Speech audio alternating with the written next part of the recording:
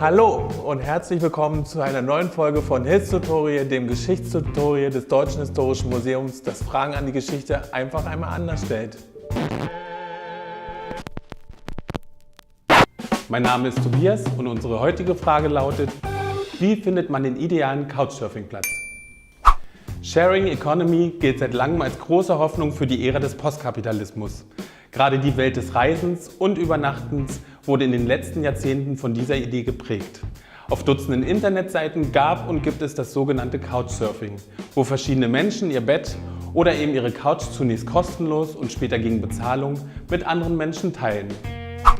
Auch schon vor über 100 Jahren, in der Phase der Hochindustrialisierung, wurde im Deutschen Kaiserreich Couchsurfing betrieben. Beim sogenannten Schlafgängerwesen wurden Betten auf Zeit an fremde Personen vermietet. Die sogenannten Schlafgänger oder auch Schlafburschen mieteten sich aber eher aus ökonomischer Not ein und nicht wegen einer neuen Art des Reisens. Die hohe Nachfrage an Arbeitskräften sorgte damals wie heute für einen massiven Zuzug in die Großstädte.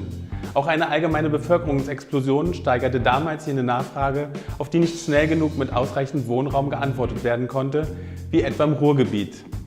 In Berlin konnte zum Beispiel selbst der Bau von teilweise 6 Hinterhäusern nichts an der enormen Überbelegung von Wohnungen ändern. Zwischen 1861 und 1905 hatte sich hier die Bevölkerung fast vervierfacht und knapp 3/4 der Bewohnerinnen und Bewohner lebten in einer Kleinwohnung mit manchmal nur 2 beheizbaren Zimmern. Im Durchschnitt war ein solches Zimmer von etwa 2,5 Personen belegt. 11,6% aller Berliner Haushalte hatten Schlafgänger und weitere 8% mussten untervermieten. Dabei waren die Grenzen zwischen Schlafgängerwesen und Kostgängerwesen, bei dem Verpflegung mit inbegriffen war, fließend.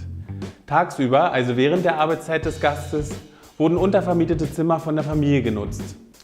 Besonders kinderreiche Arbeiterfamilien waren dazu gezwungen, weitere Personen in ihre Wohnung aufzunehmen, um damit die mit jedem Kind steigenden Unterhaltskosten aufzubringen. Deshalb war die Überbelegung von Wohnungen gerade in den ärmsten Vierteln viel höher als im Durchschnitt. So teilte man sich schon mal mit 5 oder mehr Personen ein Zimmer. Natürlich verlief das Couchsurfen im letzten Jahrhundert nicht digital, sondern analog. In dicht besiedelten Arbeiterquartieren, wie beispielsweise Berlin-Moabit, berichteten Zeitgenossen, dass die Haustore mit Schlafstellenzetteln wie gepflastert waren. Auch ein Netzwerk gab es vor rund 100 Jahren schon. So fanden Neuankömmlinge in den Zechen an der Ruhr oft nur eine neue Bleibe über Kontakte im Betrieb. Über 1/4 der Bergleute waren hier Schlafgänger oder Untermieter, welche die Dinge nutzten. Diese Kleingruppennetzwerke halfen, um sich erfolgreich auf eine Couch bzw. in eine Bleibe zu surfen. Aber nicht nur überfüllte Wohnungen waren ein Beleg für die Armut der Arbeiterschaft. Oft füllte die karge Einrichtung bei einem Umzug gerade mal eine Handkarre. So beschrieb ein Beobachter in den 1870er Jahren Betten aus einfachen Kisten oder sogenannte Bettbankladen, welche während des Tages zu einer einfachen Bank zusammengelegt einen geringen Raum in Anspruch nahmen. Anstatt eines Kleiderschrankes gab es zuweilen bunt bemalte Kisten. Um das Ess- und Küchengeschirr sieht es spärlich aus. Messer, Gabel und Löffel sind von ordinärster Qualität. Die ungenügende Zahl der ersteren wird oft durch die Taschenmesser der Leute ergänzt. Damals zeugte diese Beschreibung von einer miserablen Ausstattung. Einige mögen sich dadurch heute eher an eine gewisse Backpacker-Romantik erinnert fühlen, die im sogenannten alternativen Tourismus indes eine nicht unwichtige Rolle spielt. Auch das Couchsurfing lebt von der Vorstellung, dass nicht der Komfort, sondern das Kennenlernen neuer Menschen und Orte und vorzugsweise das Teilen im Zentrum stehen sollte. Der Wohlstand vom 19. bis in unser 21. Jahrhundert ist gerade hierzulande immens gestiegen. Gleichzeitig sind jedoch die Metropolen dieser Welt immer dichter bevölkert. In touristischen Hotspots wie Berlin steigen die Mieten rasant und die ärmeren Teile der Bevölkerung werden aus den Innenstädten verdrängt. Heute zum Teil gerade wegen der Sharing-Plattformen.